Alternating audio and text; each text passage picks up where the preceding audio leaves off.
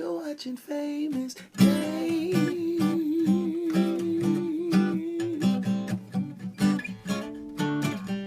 on YouTube.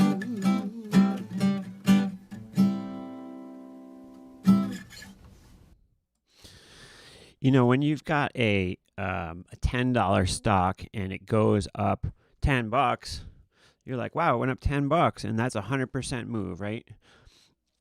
Then, you know, you got that $10 stock, it goes up another time, another $20, and you say, and now it's 40, and you say, wow, another 100% move up, a $40 stock. That's incredible.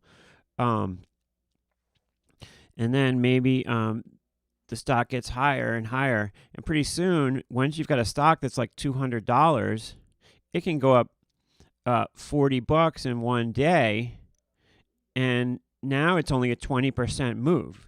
You see what I'm saying? Like, the higher a price of a stock goes, it's got to move more and more for it to be a higher percentage. And I know that's very obvious and everything, but this is what has kind of happened with GameStop.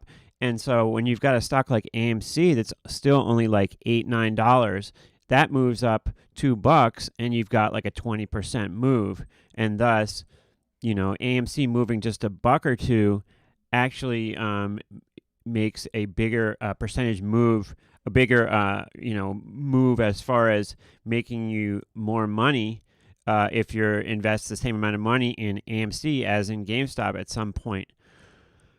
And, you know, it's been a rough ride for me with GameStop being shorted, and I still have a short on, and it's getting farther and farther away from the strikes that I have on. Now it's basically the 90-80 put spread that I have on about a little more than a month out, 37 days out, and we are far away.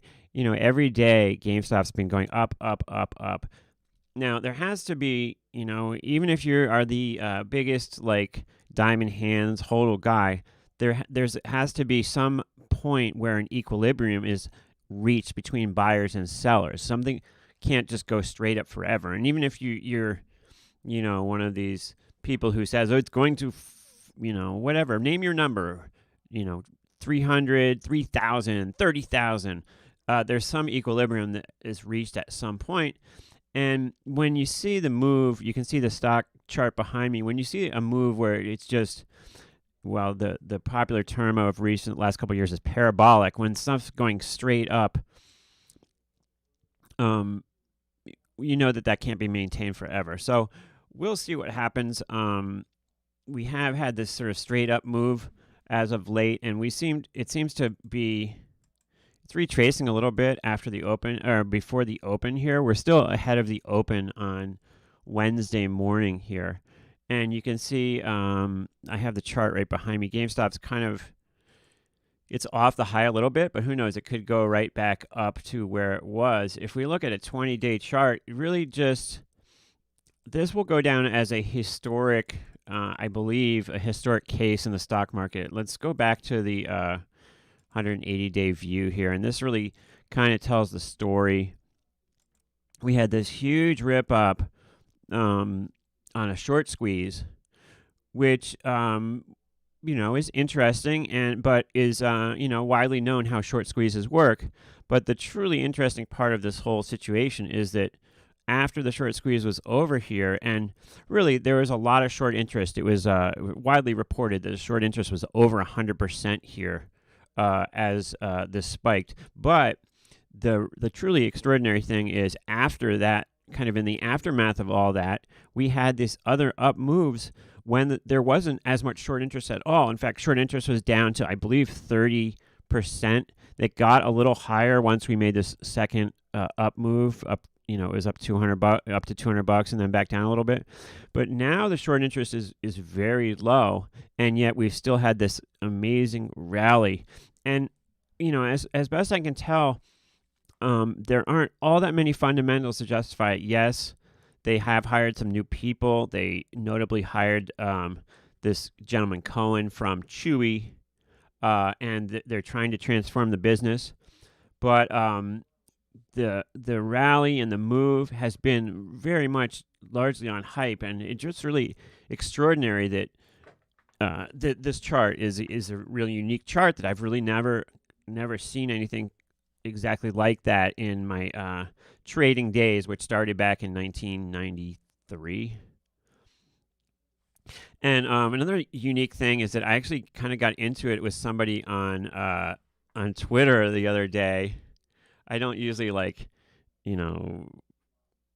don't know, argue with people on Twitter, but there's some guy who is I wrote some tweet, and this guy wrote back like, all these idiots today, who don't know what they're talking about, and blah blah blah. Anyways,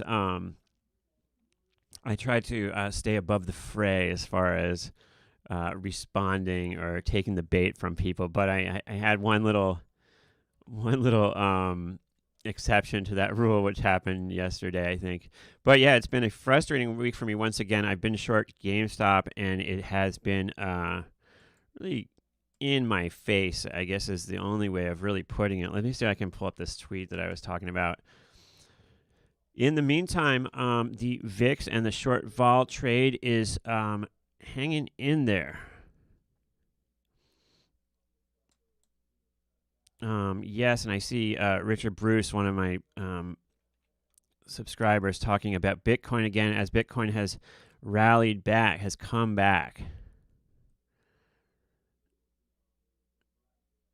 Here's the tweets. Let's see if I can pull this up here.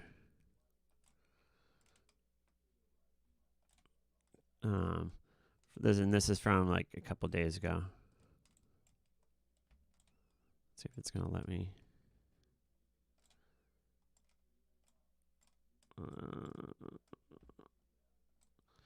All right, let me put this here and get out of the way. So is this guy King T Chilla, and so my initial tweet was just advertising my video, and my buddy Brent responded, I agree the upcoming earnings should be a wake-up call for investors that push this thing to the moon. Having said that, did any of them care about earnings before they bought it and ran it up? Which is a great point. And he says, and this guy says, you really think investors did this? Astonishing how people just tweet anything. Retail investors are riding the wave of irreversible short trade made by hedge funds. So in one sentence, he basically says, questions whether retail traders did that, and then explains how retail traders did do that. So he kind of sort of contradicts himself right in his same little tweet here. And institutions are taking advantage of hedge funds' ignorance. Well, and my tweet back to him was like, okay, so how are we defining which is a hedge fund and which is an institution? And how do we know which one's long or which one's short? And the reality is we know kind of in broad strokes who could be on each side of this trade, but I would say to you that there's hedge funds on both sides of the trade and institutions on both sides of the trade. And talking about ignorance, if you make a trade and it goes against you, right? If you make a losing trade, that doesn't mean you're ignorant, right? It just means you made a losing trade. The smartest person in the world can make a bad trade, and the dumbest person in the world can make money on a trade that and you can make money on a stupid trade, or you could lose money on a stupid trade. It's whether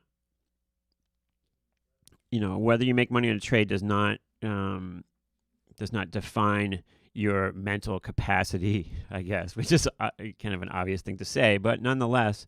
Anyways, so then this guy says, facts is facts. Retailers did nothing. It's a good storyline, though. Retailers. I guess by retailers, he means retail traders. So here he says, retail investors are riding the wave of a short trade. And then here he says they did nothing. So which is it? Are they riding the wave, or did they do nothing? So I wrote back, what is your definition of hedge funds, institutions, and how do you know which one is long or short? There's no way to know until they disclose holdings at some later date.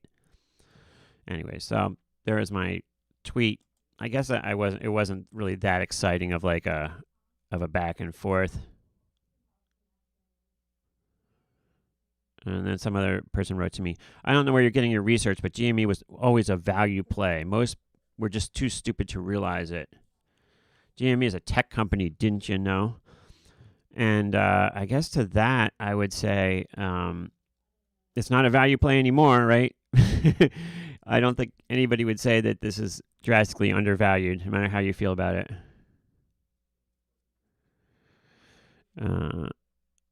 Anyway, so here we are, still licking my wounds in GME. We'll see if this is a day where this thing turns around, or if this is not the day. We know one day, at some point, it's going to turn around. Does it get back to 500 again? I don't know, but I'm still short, and I feel comfortable with my position that we are going to get a move back down at some point here.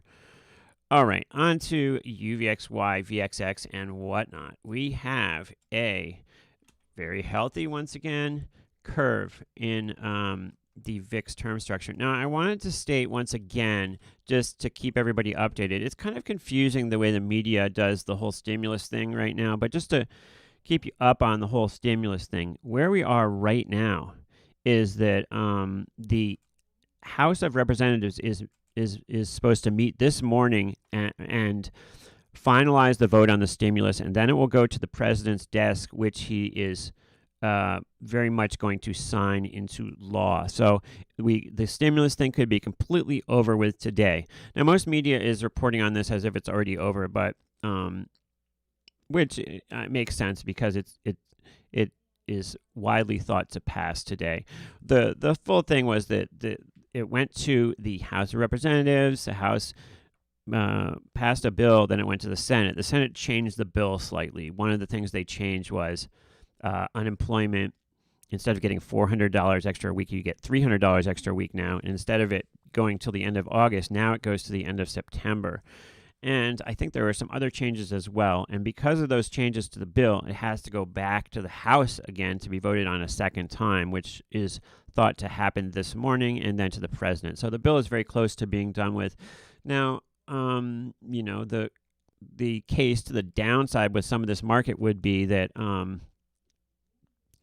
a kind of buy the rumor, sell the news thing, where like this thing was widely thought to pass for a long time, and once it's actually made into law, then the market moves on to some other things that it's focused on. And certainly the market is not just focused on that right now.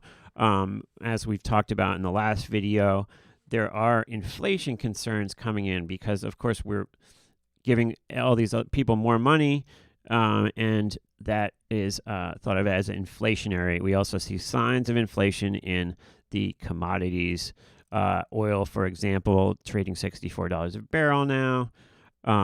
We've seen gold move higher, and we've seen crypto sneak up. Now, I wouldn't classify crypto as an indicator of inflation, but it could be seen, if you sort of compare it to gold in a way, it could be seen as an indication that the dollar is weakening if crypto prices go up, right? In the meantime, some of our Bitcoin-related stocks that I was messing around with are bid today as Bitcoin is higher, such as Riot and Mara. Some of our other old friends, the tech has gotten bashed around a little bit, and so have some retailers. With the crisis subsiding, Lululemon is off the highs a little bit now. It's down from a high of $399.90, and I was messing with this a bit last year unsuccessfully, so I think I will stay away from it, as it didn't really work out for me messing with it last year. But there's Lululemon over the past while. Another one that's a lot of people are following. Tesla, we can see it off the highs, but unsurprisingly bouncing off of that number. It got down to, what was it? It's like 547, something like that. And this would surprise nobody if it went and took out the highs again, I'm sure. And that's kind of where we are right now. And I am just holding the position in GME. Just to show you the position one more time. I don't know why my screen got pulled over like this, but let's see. I run two screens, and sometimes it's hard to drag stuff from one screen to the other. So GME, once again, I am long the 90-80 put spread out in April. So I do need us to get back down below 200 and down below 100 at some point. Which, although that sounds like a lot, with this stock, it's certainly possible. That's kind of where we stand right now in the whole trading universe for me. I appreciate everybody coming and checking out the channel. And I will see you next time on the Short Vol Show Live. Thanks for watching. Have a great day, everybody. You're watching Famous Dave. Bye now.